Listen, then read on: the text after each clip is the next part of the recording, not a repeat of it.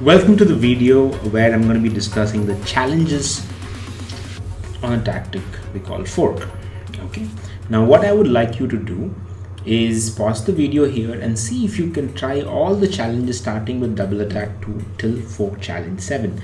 These are tough challenges. Give it a shot first, and if you couldn't do any of them and if you'd like to understand the logic behind how to exploit a fork, then you can come and continue the video. Because if I had to pause for every single challenge, it might just make the video too long.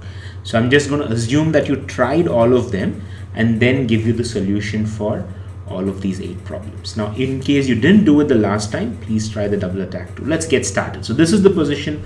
How do you go about finding a winning solution? The correct move here is bishop to h6. Now, why he refuses it? Because if he does take it, the knight takes it and you get a checkmate here.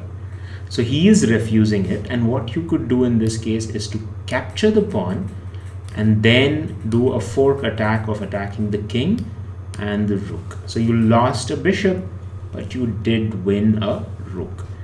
Let's go to fork challenge number 1. This is very similar to one of the examples that we saw in the previous video. Sacrifice the queen first, let the king take it, then capture the bishop. You have a fork and you take the queen. You have an extra knight. You win the game from here. Fork challenge number 2. Usually many of the puzzles in chess start with a check, and the check is here. Now that the king has moved in there, so what do you end up doing? What is the best way in terms of exploiting this particular position? You could give a check, king moves away, or you could capture the knight,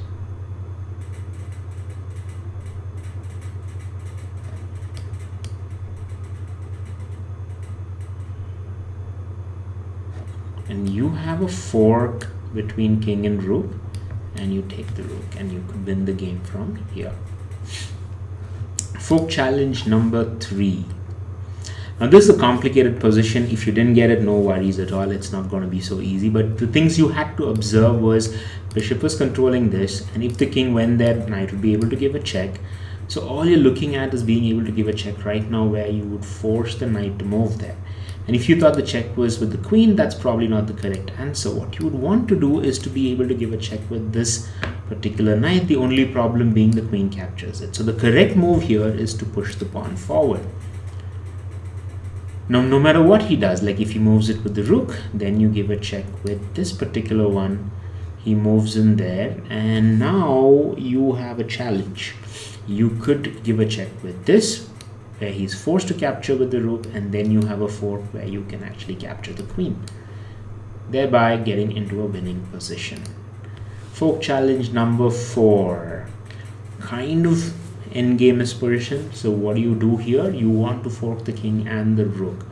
The best way to do that here, in case you didn't find it, is queen check.